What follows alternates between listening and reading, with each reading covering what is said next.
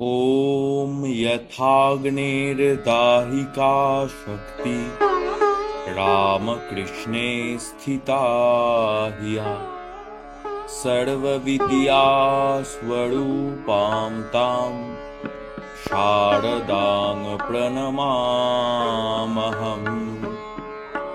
শ্রী শ্রী মায়ের কথা, সরলাবালা দেবীর স্মৃতি কথা।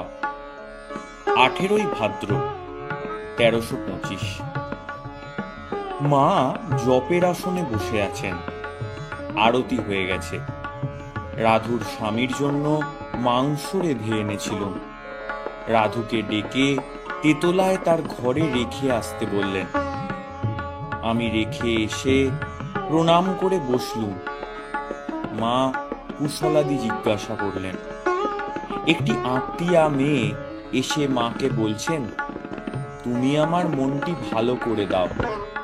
আমার মনে বড় অশান্তি, আর বেঁচে থাকতে ইচ্ছা নেই। যা আছে তোমাকে লিখে পড়ে দিয়ে যাব।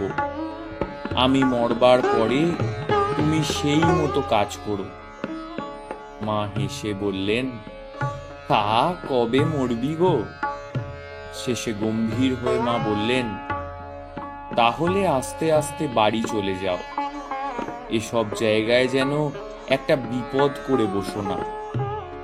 এমন জায়গায় থেকে আর আমার কাছে এইসব সাধুভক্ত ঠাকুর এমন স্থানে থেকেও যদি তোমার মনের অশান্তি না ঘোচে, তবে তুই কি চাস বল দেখি? কি জীবন তুই পেয়েছিস বল দেখি? কোনো ঝঞ্ঝাট নেই। এই জন্মটা যে কিনে নিয়ে যেতে পারতিস। এ স্থান যখন চিনলিনি, চিনবি একদিন যখন অভাব হবে। তবে এখন বুঝলিনি তোর পাপ মন, তাই শান্তি পাসনে। কাজকর্ম না করে বসে থেকে থেকে মাথা গরম হয়ে উঠেছে। একটা ভালো চিন্তা কি তোর কিছু করতে নেই? কি অশুদ্ধ মন গো! এই বলেই আবার হেসে উঠে আমার পানে তাকিয়ে বলছেন, কি ঠাকুরের লীলা মা, দেখেছ? মায়ের বংশটি আমার কেমন দিয়েছেন। কি কুসংসর্গই করছি দেখো। এইটি তো পাগলই, আরেকটিও পাগল হবার গতিক হয়েছে। আর ওই দেখো আরেকটি, কাকেই বা মানুষ করেছিল। মা একটুও বুদ্ধি নেই। ওই বারান্দায় রেলিং ধরে দাঁড়িয়ে আছে, কখন স্বামী ফিরবে। মনে ভয়, ওই যে গান বাজনা যেখানে হচ্ছে, পাছে ওইখানেই ঢুকে পড়ে। দিন রাত সামলে নিয়ে আছে। কি আসক্তি মা! ওর যে এত আসক্তি হবে তা জানতুম না।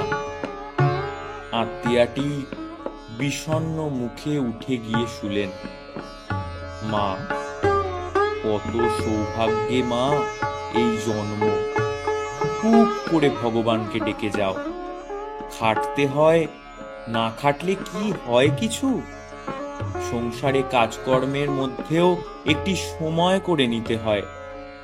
আমার কথা কি বলবো মা, আমি তখন দক্ষিণেশ্বরে রাত 3টের সময় উঠে জপে বসতুম। কোনো হুঁশ থাকতো না।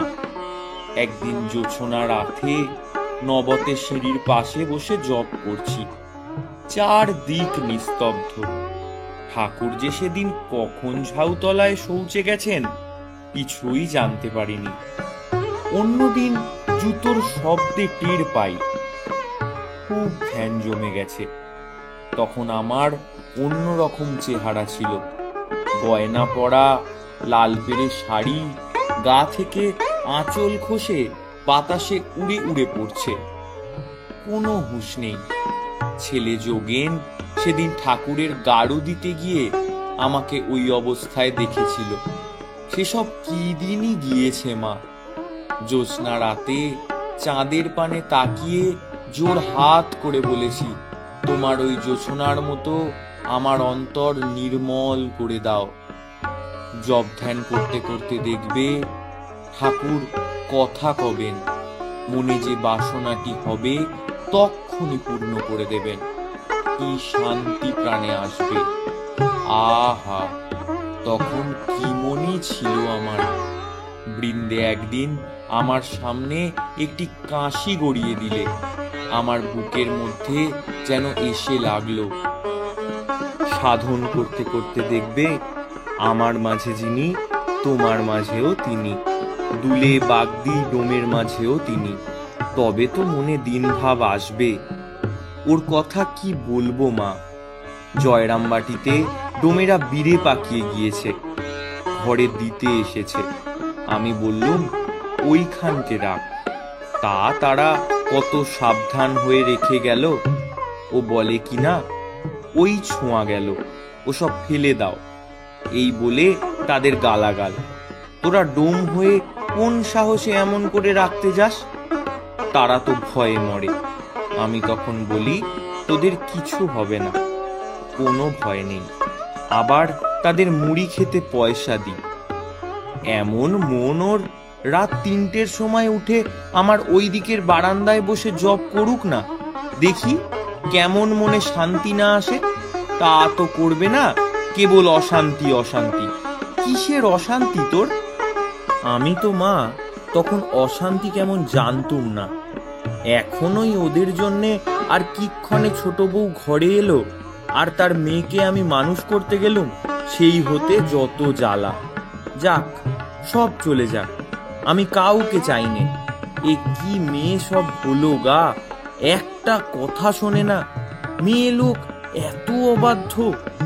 গোলাপ মা আবার কেমন করে সাজে দেখো না, ভাবে তবেই বুঝি ওর বর ভালোবাসবে। জয় ঠাকুর, জয় মা।